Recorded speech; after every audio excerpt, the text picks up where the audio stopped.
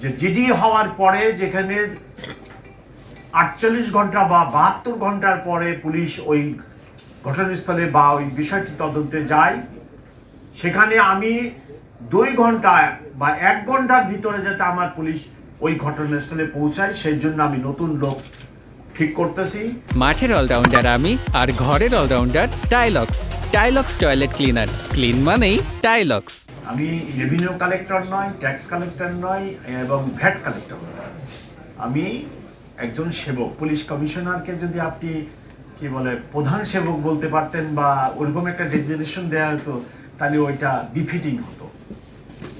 তো আমার কাজ তো ঢাকাবাসীকে সেবা দেওয়া, এবং যার ফলে আপনারা আমার ওসি সাহেবদের সাথে কথা বলে দেখেন আমি কি পদক্ষেপ নিয়েছি।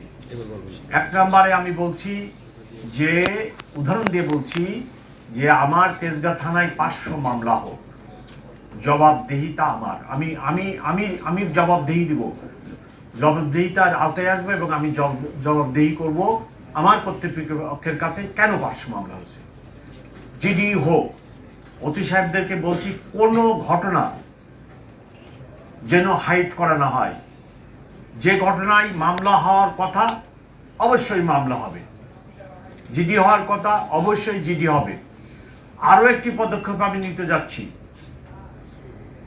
10 থেকে 15 দিনের ভিতরে এটা আমি কার্যকরী করব। সেটা হলো যে জিডি হওয়ার পরে যেখানে 48 ঘন্টা বা 72 ঘন্টার পরে পুলিশ ওই ঘটনাস্থলে বা ওই বিষয়টি তদন্তে যায়, সেখানে আমি 2 ঘন্টা বা 1 ঘন্টার ভিতরে যাতে আমার পুলিশ ওই ঘটনাস্থলে পৌঁছায়, সেই জন্য আমি নতুন লোক ঠিক করতেছি। আমার এই নতুন লোকজনকে অফিসারকে 1 সপ্তাহ ট্রেনিং দিয়ে আমি প্রতি থানায় পাঠাবো, যাতে করে এখন আপনি জিডি করলেন 1 ঘন্টা পরে বাইসাইকেল হোক আর মোটর বাইকে হোক, আমার পুলিশ অফিসার আপনার কাছে যে বলবে যে কি ঘটনা হয়েছে। যদি ঘটনা কোনো মামলা নেওয়ার মতো ঘটনা হয়, আপনাকে থানায় নিয়ে আসবেন, নিয়ে এসে আপনার থেকে মামলা নেবেন। মামলা নিয়ে একজন আইও ঠিক হবে, আইও মামলার তদন্ত শুরু করবে। এই কাজটি আমি আগামী 10 থেকে 15 দিনের ভিতরে শুরু করবো ইনশাল্লাহ। এর উদ্দেশ্য, আপনি থানায় যে জিডি করলেন এইটার রেসপন্স টাইমটাকে আমি কমায় আনতে চাই, যাতে আপনি ইমিডিয়েট 1-2 ঘন্টার ভিতরে একজন পুলিশ অফিসারকে সাক্ষাৎ পান এবং তার কাছে আপনি আপনার গ্রিভেন্সেস অভিযোগটা বলতে পারেন।